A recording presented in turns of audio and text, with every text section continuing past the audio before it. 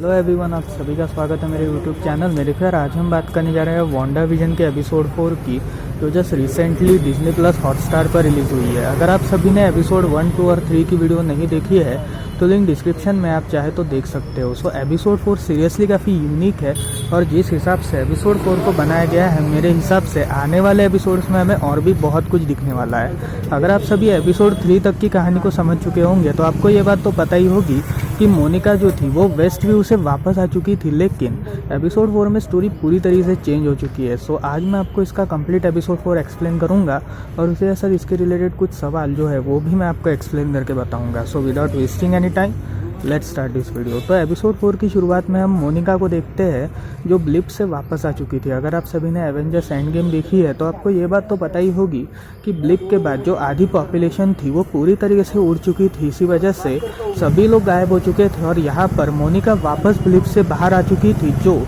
एक स्वॉर्ड नाम की एजेंसी में काम किया करती थी। अब यहाँ पर स्वॉर्ड की जो एजेंसी थी वो 3 सालों के बाद, मतलब जब वो पूरी तरीके से ठीक हो जाती है, उसके बाद वो वापस स्वॉर्ड में जाती है, जहाँ पर उसके सर उसे एक मिशन देते हैं। और ये मिशन था कि वेस्ट व्यू के साइड पर कुछ अनहोनी और कुछ अलग टाइप की घटनाएं घट रही है। इसी वजह से मोनिका वेस्ट व्यू की तरफ जाती है, जहाँ पर उसकी मुलाकात कुछ FBI ऑफिसर्स से होती है। और जब वो वेस्ट व्यू के अंदर जाने की कोशिश कर रही थी तभी अचानक से वो ब्लिप हो जाती है, यानी वो अचानक से गायब हो जाती है। और यहीं पर ही वो वांडा विजन के वर्ल्ड में चली जाती है जो वांडा ने अपने सपनों में क्रिएट किया था। अब यहाँ पर हम ये देखते हैं कि एक AI स्पेशलिस्ट को यहाँ पर बुलाया गया था, क्योंकि वेस्ट व्यू में काफ़ी टाइम से बहुत अनहोनी घटनाएं घट रही थी। इसी वजह से एक AI स्पेशलिस्ट को यहाँ पर बुलाया गया था और वो AI स्पेशलिस्ट जब अपना काम करने लग रही थी तभी वो सारी चीज़ें TV कनेक्टर से कनेक्ट करती है, जिसके बाद वो वांडा विजन को देखती है। और तभी वो काफ़ी शॉक थी, क्योंकि विजन, आपको अगर पता होगा तो इन्फिनिटी वॉर के टाइम पे उसकी डेथ हो चुकी थी और वो वापस जिंदा है।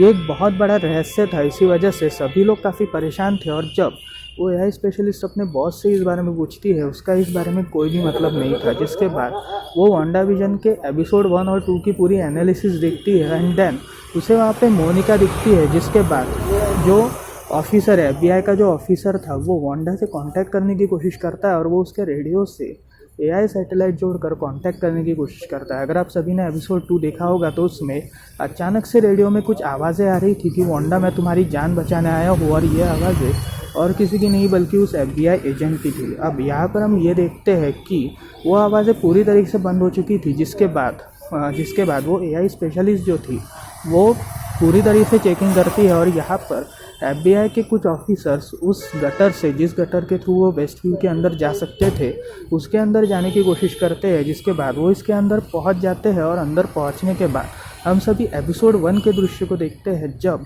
वांडा विजन के सामने एक अननोन शख्स खड़ा था और वो शख्स और कोई नहीं बल्कि एक FBI एजेंट था। अब यहाँ पर हम ये देखते हैं कि जो AI स्पेशलिस्ट थी वो इस कंप्लीट वीडियो फुटेजेस को चेक कर रही थी, जिसमें वो मोनिका को देख पाती है। और तभी हम ये देखते हैं कि जो एपिसोड 3 का एंडिंग सीन था, जिसमें वांडा जो थी वो मोनिका को वहाँ से भगाने की कोशिश कर रही थी, यही सीन हमें दिखता है, जहाँ पर मोनिका गलती से अल्ट्रॉन का नाम ले लेती है। और तब वांडा इस बात से थोड़ी परेशान थी, जिसके बाद वो उससे वहाँ से भगा देती है, यानी वो वेस्ट व्यू से उसे बाहर कर देती है और यहाँ पर वो सारी चीज़ें ठीक कर देती है ताकि विजन को कुछ शक ना हो। अब यहाँ पर हम ये देखते हैं कि जैसे ही विजन अंदर आता है, वांडा विजन को देखती है, जो पूरी तरीके से उसका जो इन्फिनिटी स्टोन था वो बाहर निकल चुका था। और वो देख के वो थोड़ी शॉक होती है, जिसके बाद विजन वापस नॉर्मल होता है और यहाँ पर ये दोनों टीवी वगैरह एंजॉय करते हैं। और यहीं पर ही इसका 4th एपिसोड खत्म होता है।